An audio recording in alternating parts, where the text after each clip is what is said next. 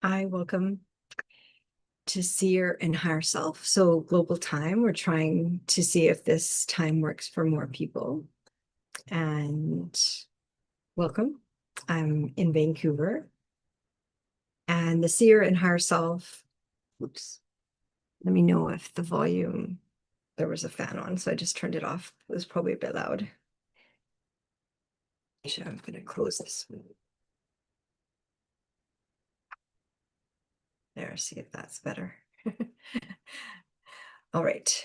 So Seer and Higher Self. So if you have a question, you can just put it in the chat.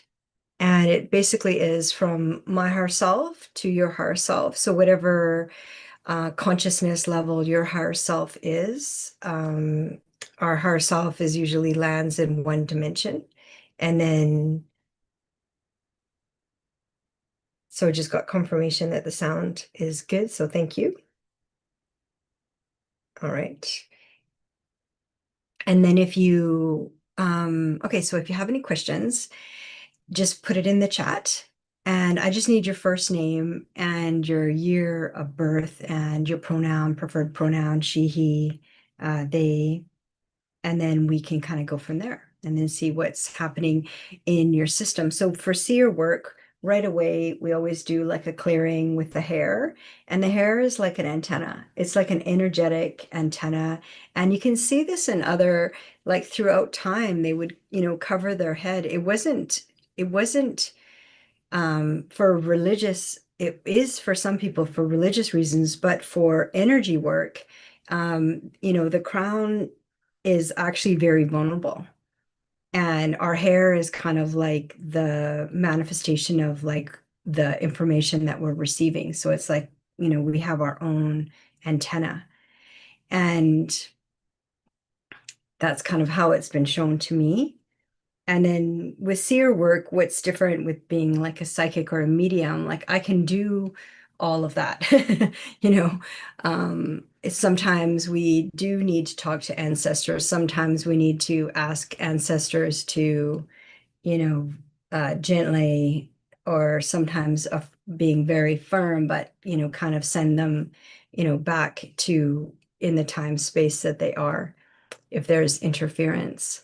And so we're wanting kind of like to know what's happening with your whole body and your whole system, especially the nervous system, really gives us a lot of clues on what's happening.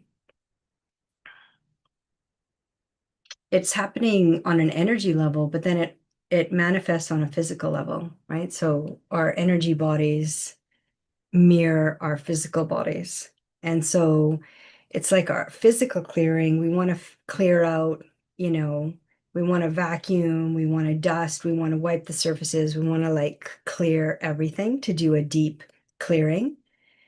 And then, think of like energy clearing as kind of like the smoke or the atmosphere around your system. And so we're wanting to clear that. And then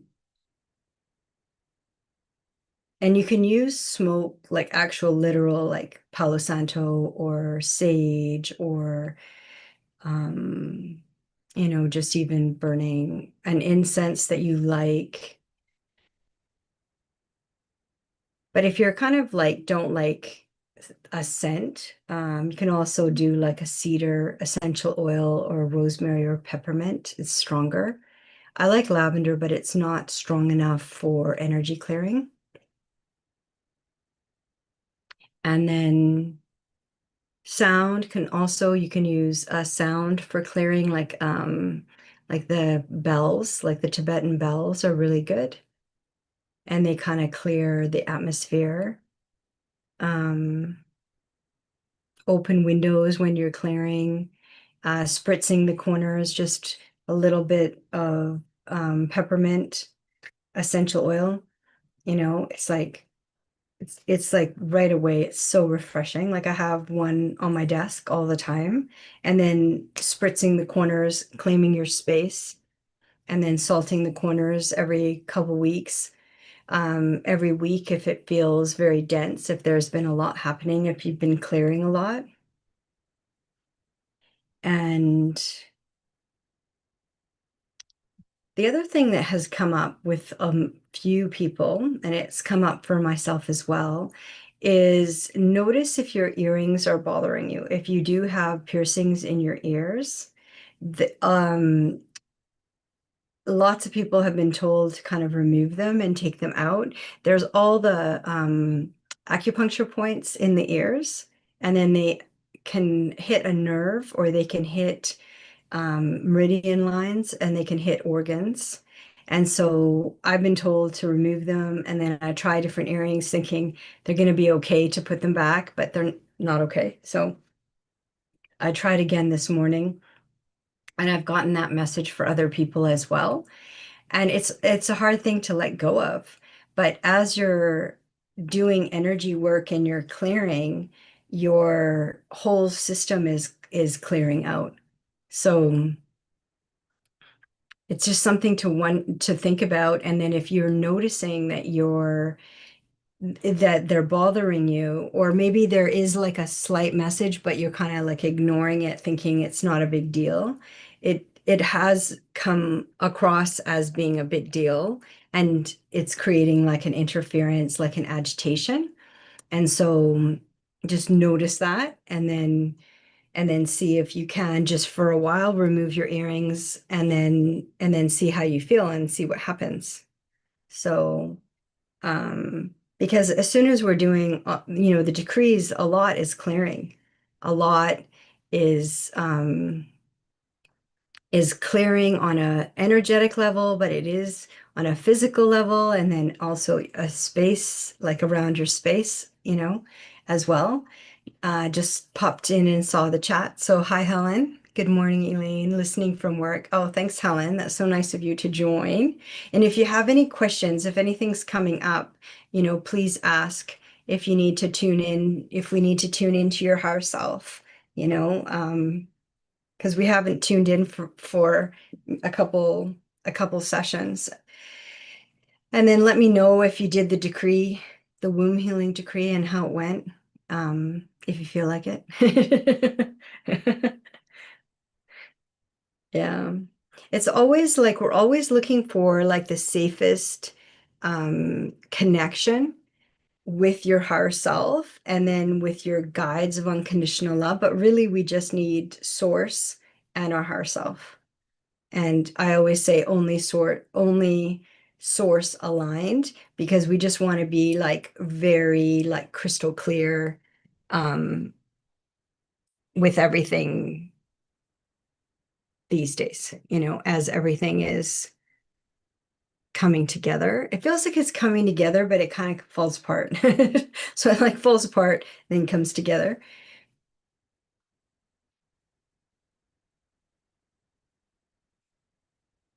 Yeah.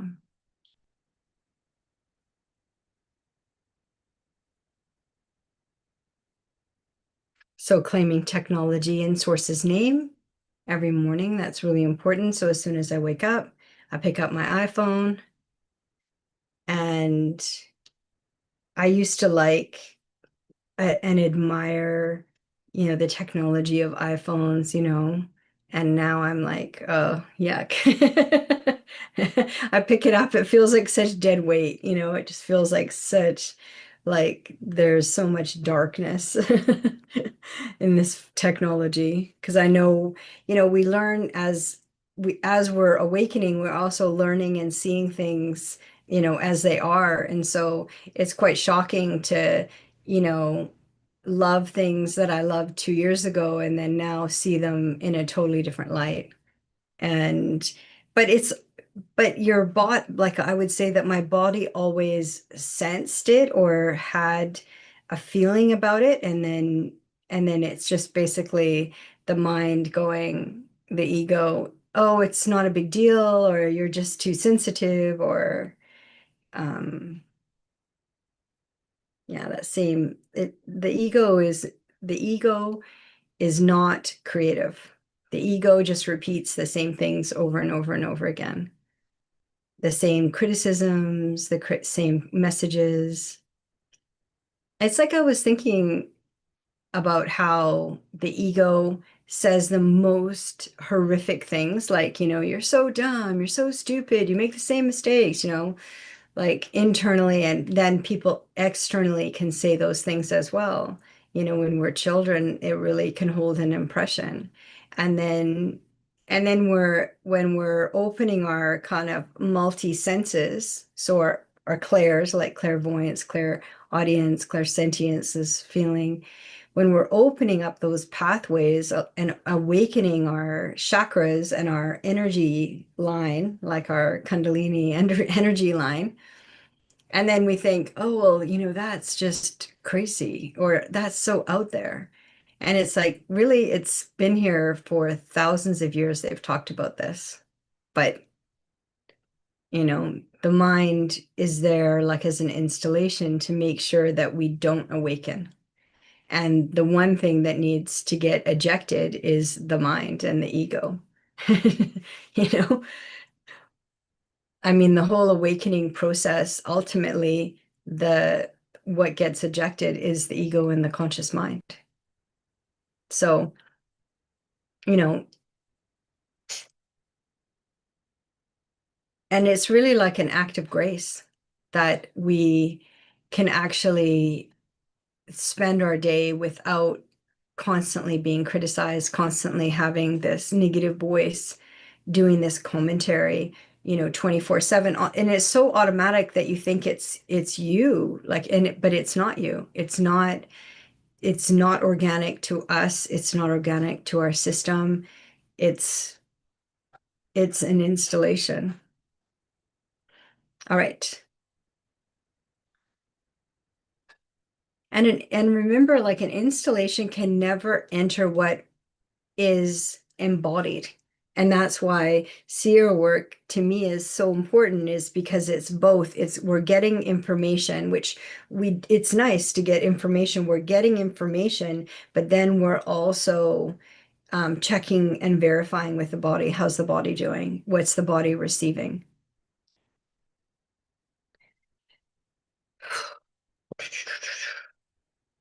So what is in the field? Let's see what's in the chat. Okay, Helen. Okay.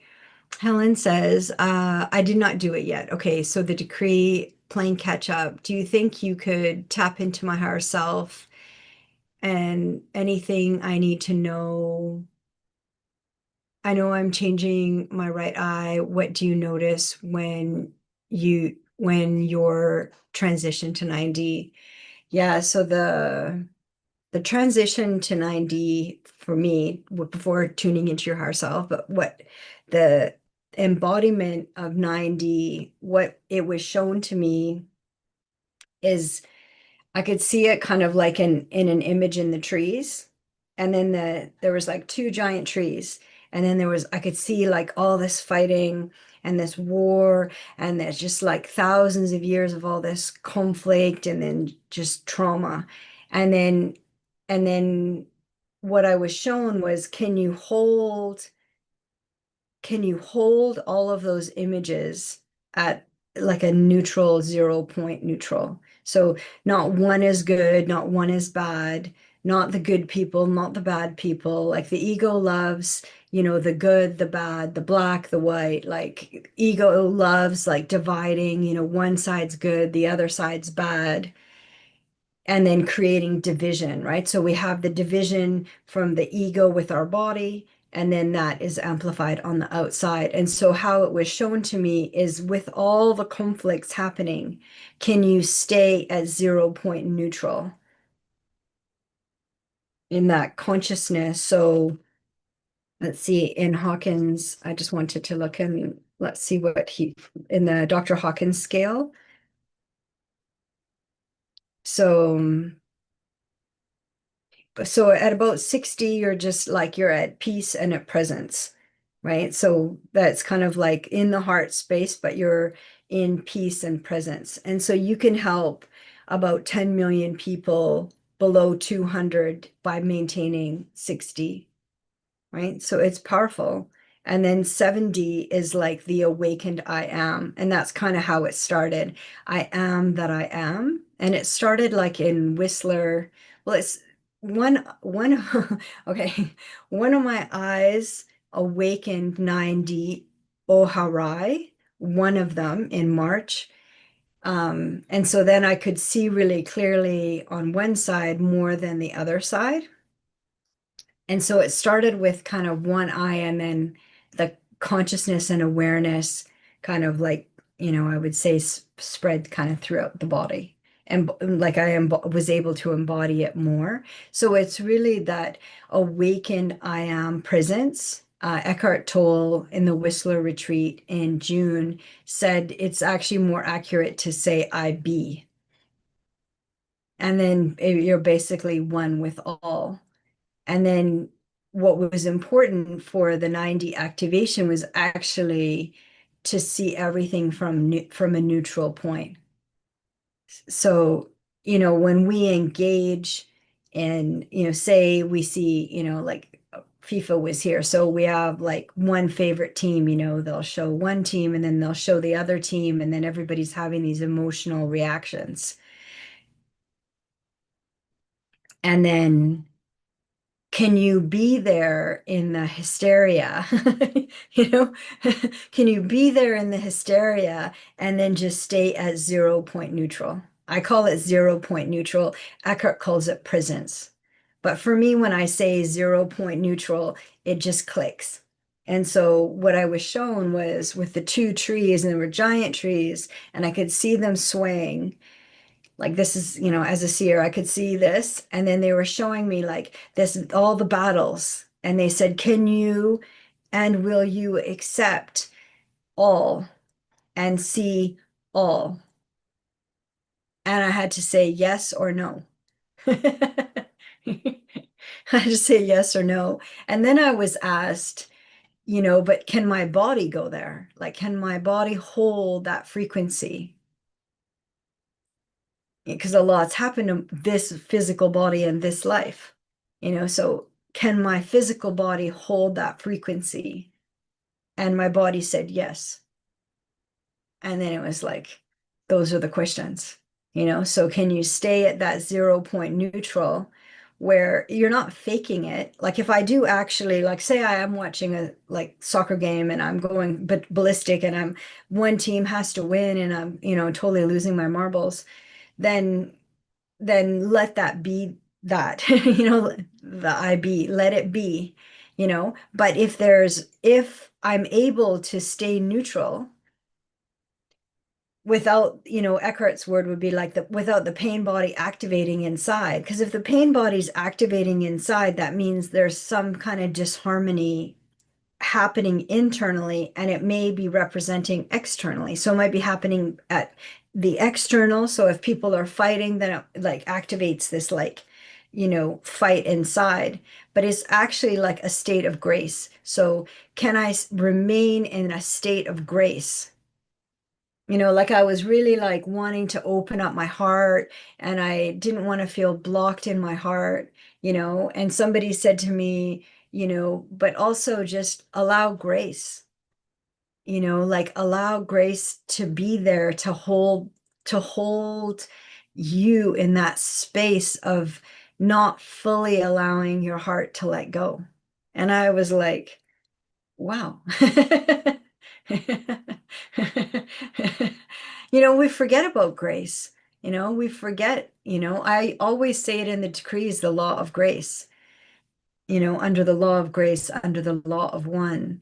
But 9D is essentially the law of grace and the law of one, where we are able to hold the good, the bad, and the ugly at the same time with grace and source consciousness and the golden light. And then it's not fake. You're not being okay with things and but your body is reacting a different way. Like there is that congruence. You are embodying the grace, and you're not allowing, and you're not, it's not that you're not allowing, but you're able to observe the hysteria and not get caught up in it. And then because if we get caught up in the hysteria, caught up in the pain body, then we will go into low 3D, which is okay.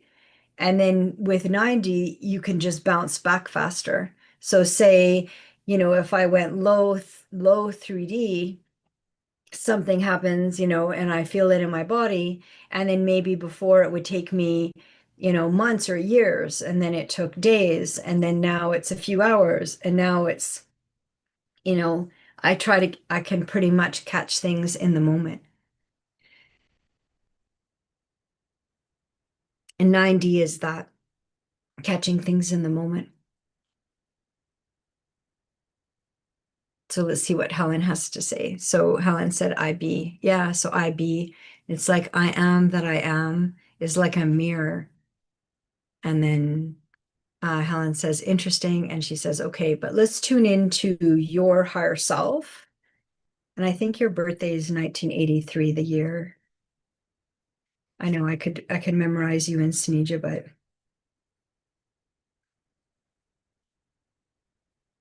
so essentially when you're getting into 9D, you're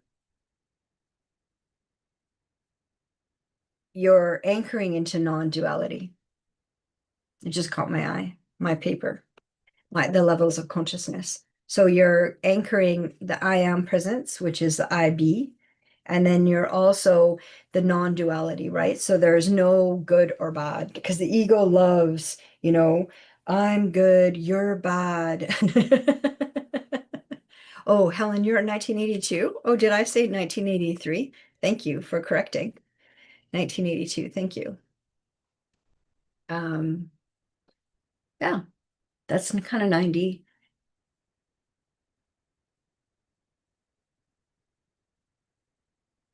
Okay, so clearing right away, Helen, we're going to have some water for you and me.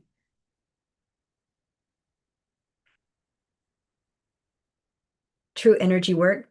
I had one guy and he was in Ireland. We were doing a session and he was so thirsty, but he didn't have it. He didn't want to go and get interrupted and go get a glass of water. And I said, well, let me see if I drink some water, let's see if it refreshes you, right? Because when we're doing a session, we're like in tandem, but he's in Ireland and I'm in Vancouver and it worked. So I'll drink some water for you, Helen, but if you have some water, drink some water too. That was great. Okay, so just releasing the right shoulder for you, Helen. So Helen, 1982. So just releasing the right shoulder. There's like what they're saying is like there's a kink in the right shoulder. So just releasing the right shoulder. And they're just opening up your system, they're saying.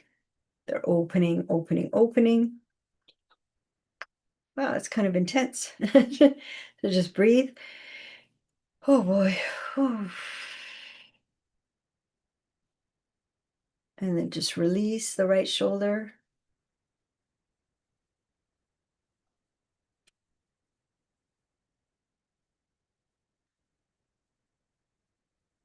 And then you're just suggesting that you declare this space in Source's name.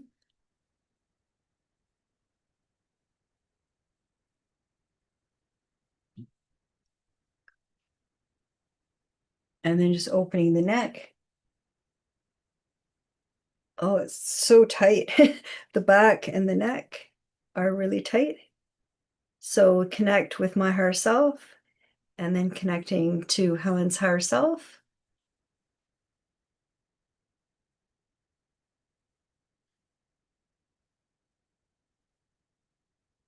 Only source aligned, connecting with source consciousness, bringing in the golden light of source. And then just see if we can move this along.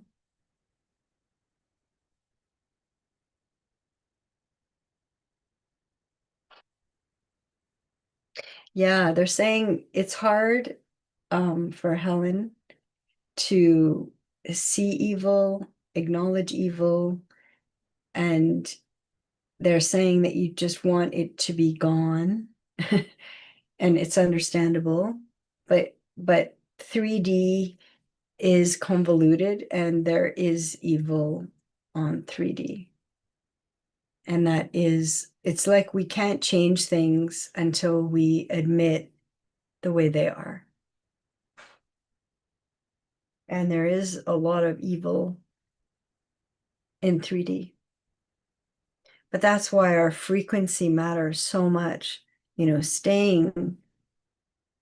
Staying and maintaining our frequency actually helps more people than if we helped, one person and then one person and one person, that would be very slow, right? But if we're holding our frequency, then we actually help a lot of people.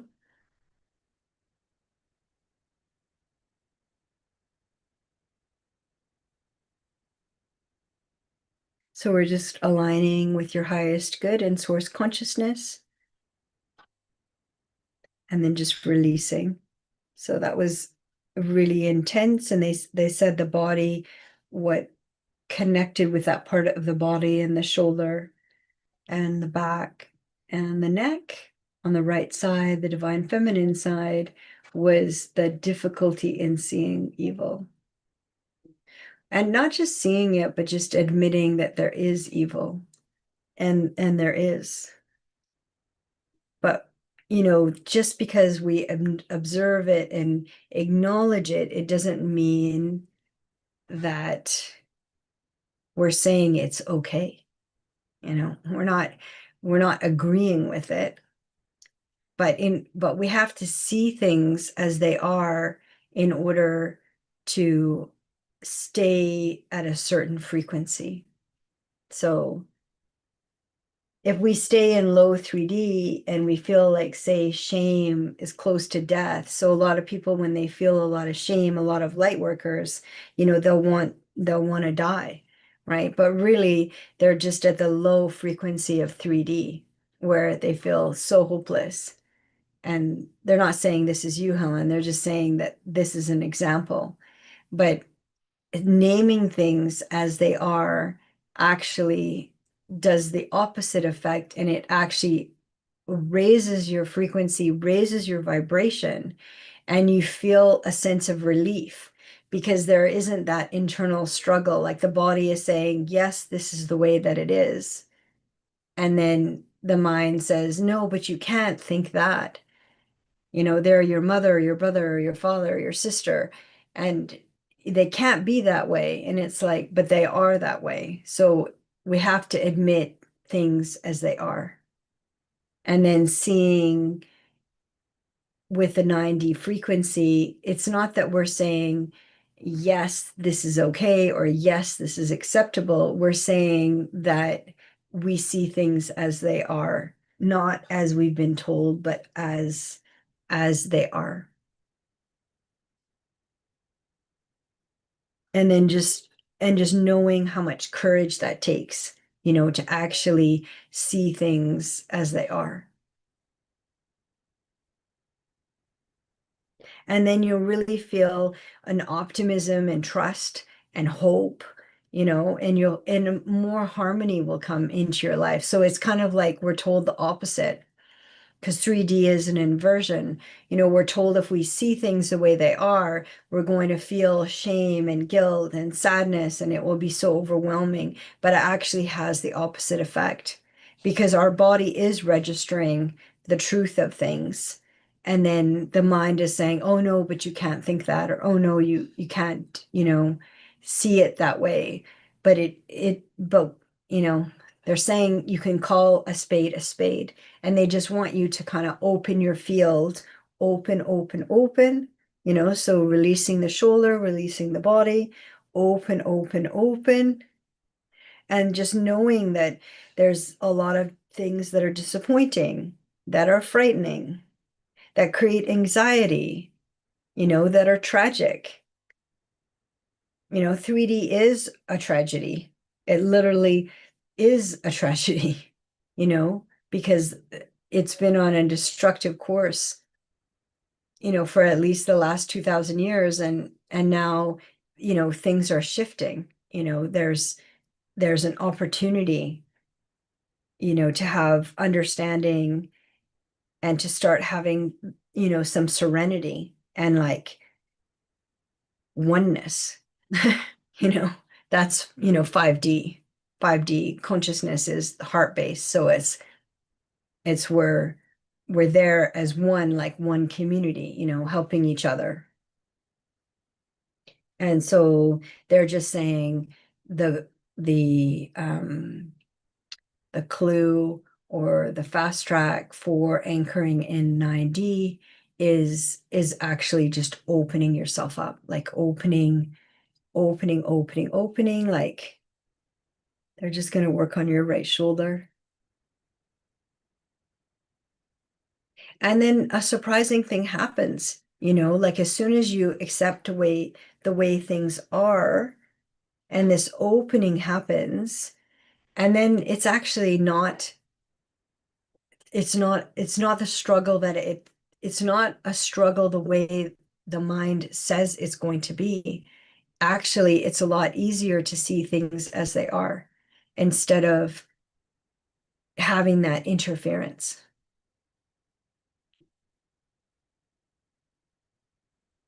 And the duality, the interference of the duality, they're saying. That's what creates so much tension. That's what creates so much tension in the body. But the acceptance, like staying in the acceptance, it, accepting things as they are doesn't mean that you're agreeing. It just means that you're like stating that you see things as they are, and then check in with your body to see if your body is willing to release or accept, basically. And then,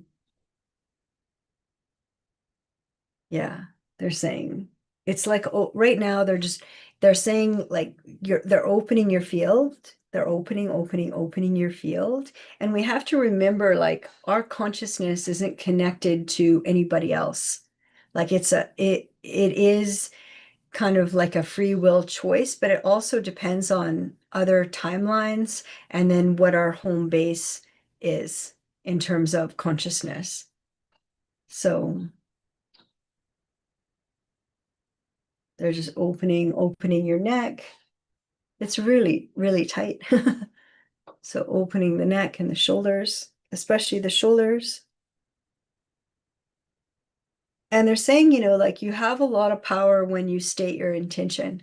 You have, I mean, everyone does, but for you in particular, Helen, for your question, your intention matters a lot. Like if you're like, I'm just gonna be, I'm gonna be in the I am present state in through the heart, and then I'm just going to rest here. I'm just going to stay here and then hold that frequency. You actually would be doing a lot. Connecting to your higher self, your highest consciousness, only source aligned.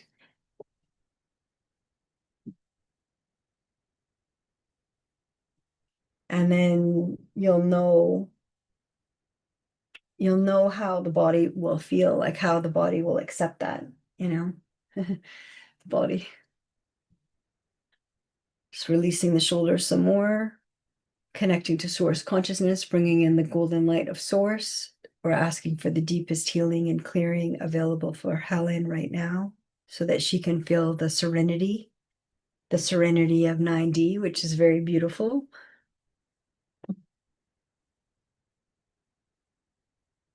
Yeah, good. All right, let's take a look at, yeah, they're going to keep working on your shoulder and your neck. And then just allow the clearing, just kind of allow the release, allow the clearing if you choose.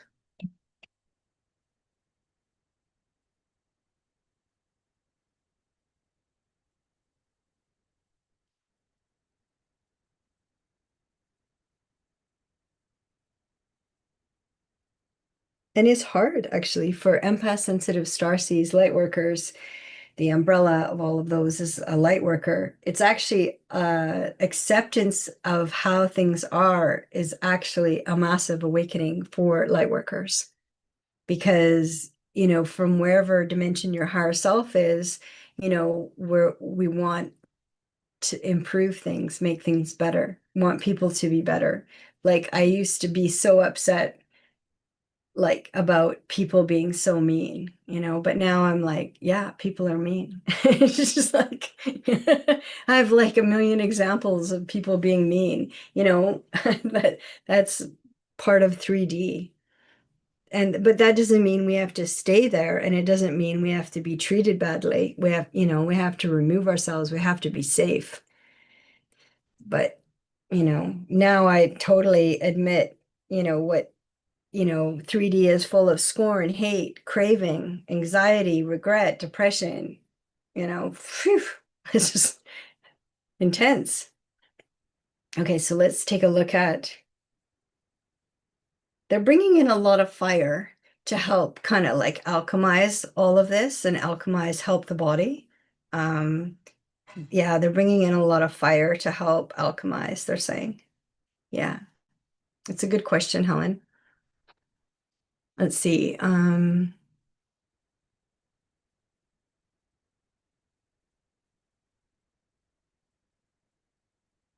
Yeah, so I guess it's turning from your right eye to your whole body. And there's almost like a fire is happening in your whole body because they're needing to alchemize and remove what isn't for your highest and greatest good. So let's take a look at the chat and see what Helen says. Helen says, IB, yes. Okay, great. And she says, interesting. Okay. Birthday 82. Okay, thank you. And then thank you for the H2O. Yeah, you're welcome. Let's do some more together. This is actually just water. See how that helps. And Helen says, I did have a parent that was a narc. Yeah, that it would be very rare for a light worker that isn't 18 and younger. So maybe the potential for 18 and under to have two parents that are light workers, that's like the New Earth family. There might be. It's still very rare. Usually, one parent is a narc, like the dark triad, and and then one parent is an empath. That is the dynamic. So yeah, I can feel like as soon as you said that in the chat, I could just feel it in my stomach, like this kind of sick feeling in my stomach. Because it's like it, it's like they're saying, it's a mental illness. It's more than a mental illness. Like it is convoluted 3D. Like it is the material plane. It is the archons. It is the Draco reptilians. It is the reptilians. Like they are the dark triad, so it's more than, a mental illness. It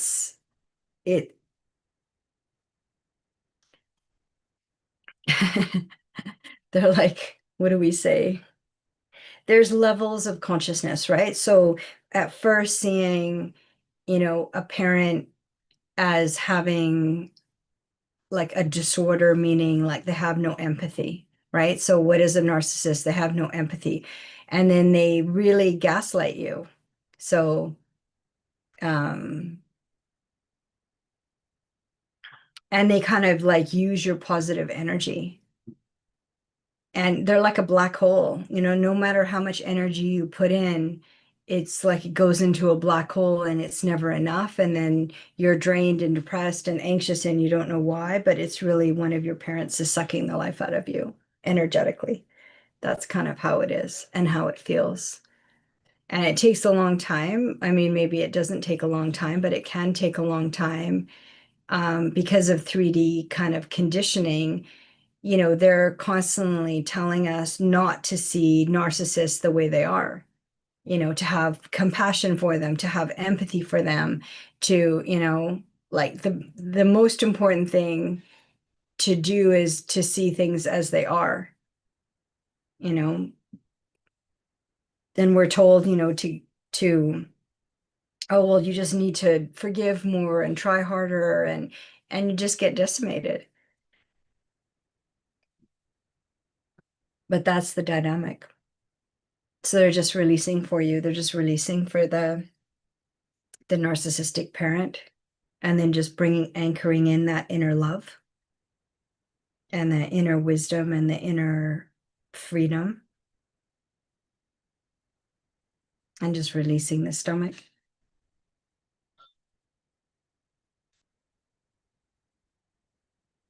And yeah, I mean, I what I'm hearing is they're saying it's like being, sucker punched over and over again. That's what it's like being around a narcissist. You're just constantly sucker punched because, at 1 minute they might give you a compliment, but then they might give you five sucker punches for that one compliment, you know, and they get very angry and upset if your life is going well or if you're happy. You have to be in that same low vibration of anger, fear, grief, apathy, guilt, shame, especially shame. They want more than anything for you to feel ashamed and then despondent. Um, and they're so controlling, they're hyper controlling. So, and that's why a lot of people, will turn to wanting, to alter their consciousness because it's so um intoxicating. Like the narcissist, they need you, but you don't need them. Like you can sit in a room by yourself and your good energy, your source connection and your source energy will come back to you. So before they were using a lot of heat and kind of burning you everything kind of inside, and then now they're bringing in the cooling water. So they're bringing in the cooling water. So you'll start feeling like I can like feel a breeze on my face, but I'm in a room with the window closed, but I can feel that coming through. So they're just bringing in the breeze. Um, they're calling it the breeze of enlightenment. The breeze of enlightenment. And then it's just basically to kind of help the areas in your body that basically they're saying, were scorched. Like, they really want to like burn out the joy and they want to burn out the love and they want to burn out especially the self-love and that inner light and the inner wisdom, because it's hard to admit that, you're more conscious than your parent, but you're more conscious than your parent. Like as a light worker, you came in to help, but, the lineage is, like what I had to do was I didn't even know that I had to do it, but my appendix needed to be removed to remove the matrilineal line, which is the psychopath, sociopath, narcissist, because it was so embedded in my mother's line. There were so many that it just needed to be, uprooted and removed and not passed on. So,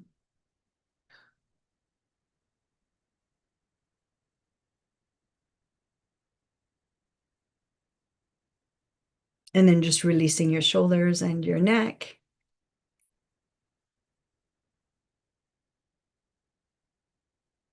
And then they're just saying, like, they just really want you to know that you're worthy. You're worthy of these shifts, you're worthy of these changes. And really consciousness is a solo choice. I wanted it to be everyone come together and everybody awaken together. And I spent a lot of decades wanting that awakening, the consciousness and my mother's the matrilineal line, and there just showed me that there's nothing. There's nothing. There's nothing. It's not going to shift. There's nothing there, so and just even having to admit things as they are, it's not easy. Even if you have an encyclopedia of like evidence, like a ton of evidence, it's things are the way that they are, and it is sad, but everybody has their own free will choice. And I hear this all the time from higher consciousness is that they're always like, well, if they want, like if the dark triad, if they want to change, if they want to transform, they first have to admit that they're causing harm. But if you meet a narcissist and you know them well, they never admit that they did anything wrong. And if they do, there's always a but. But you made me, but you did it, but you, they're always pointing the finger to other people. And then, of course, it's all to siphon energy. So they're just doing a quick clearing for you, Helen, just to get the narcissist out of your hair. It's not funny. I know they're like, they wish that we could just remove and release, as quickly as possible, because they don't ever want to see us being harmed. They want us to feel that freedom that we felt like as babies when we were born, that openness and the freedom. And so the main thing they want to say is, open, open, open. And then that freedom is going to come in, and don't feel guilty. When you're free, it's like, you've earned it. Consciousness is chosen and you've earned it.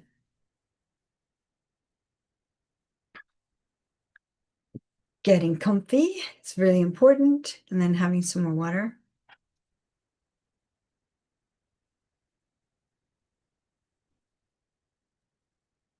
And then just releasing the neck. Yeah, so they're really just wanting to open, open, open, activating the inner wisdom, the inner love, and the peace. Presence essentially is peace, feeling like a deep inner peace.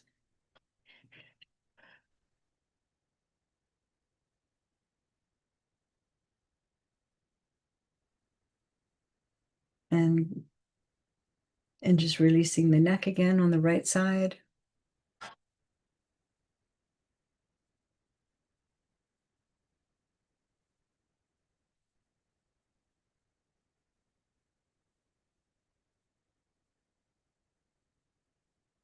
Good. Just releasing the neck. So yeah, just opening, opening, opening. And then they did the balancing of the body, bringing in the fire, and then now they're cooling it with the water and the wind, the air, the wind.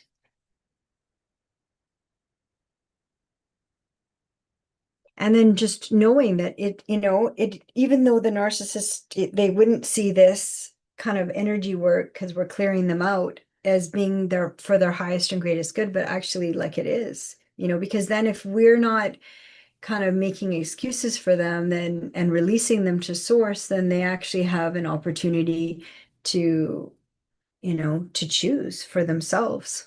We're not making them choose a different path. We're releasing them to source, and then they can decide if they want to choose something different. So, but they just want you to really connect with, like, they're saying bliss, like 9D is bliss. Like 9D is like a state of bliss. Like not like, you're out that partying kind of bliss, but it's like an internal, like when you look at a baby and they're peacefully just looking up at the sky, there you can see the bliss, they're experiencing bliss. So we can, even in the material plane in 3D, we can feel bliss, we can feel joy, we can feel oneness, we can feel self-love, we can feel self-healing, we can activate our inner wisdom.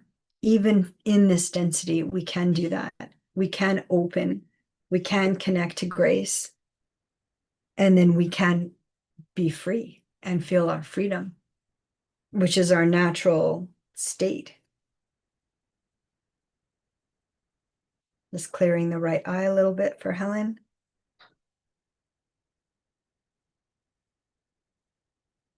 So 90 is about releasing blame and evil, but acknowledging that it exists.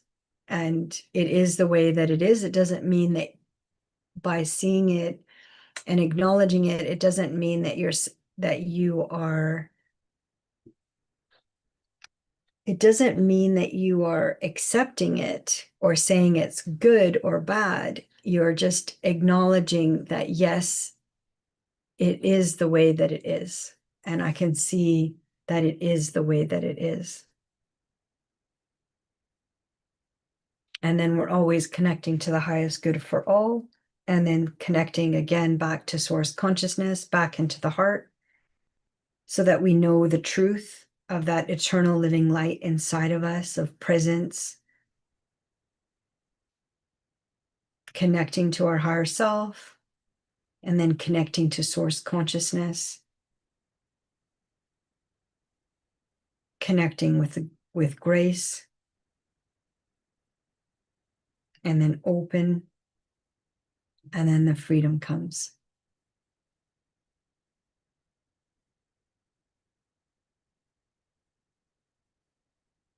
And then connecting with our benevolent nature, we're like source aligned, connecting to our benevolent nature. And then holding that frequency, the IB, the IB frequency, the I am. And then open, open, open.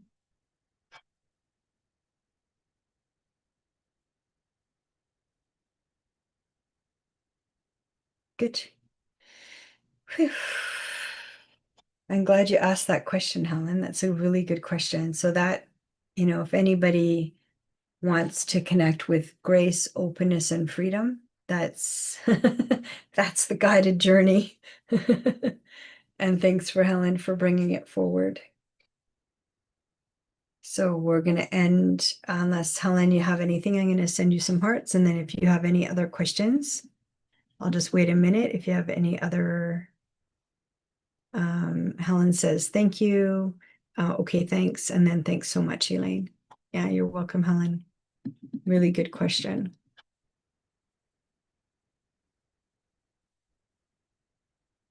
They're saying, really like what Helen likes is getting to like the real truth, like the real big kind of big picture truth.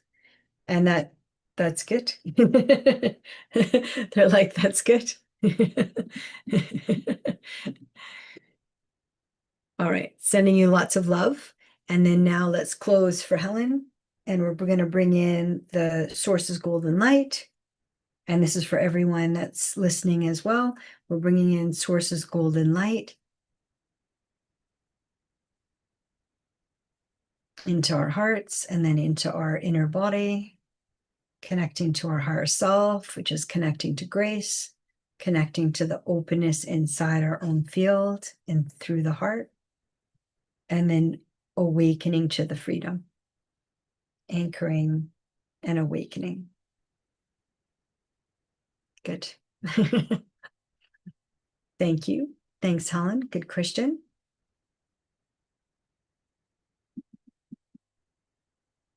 I'm going to send lots of love. I'm going to have some more water. So energy work needs a lot of water. Or, tea or...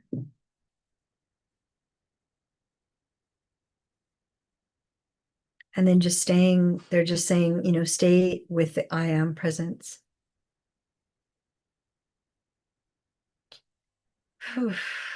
Good job. Lots was moving through the body for Helen. So lots of movement. So thank you so much. I think we'll end here.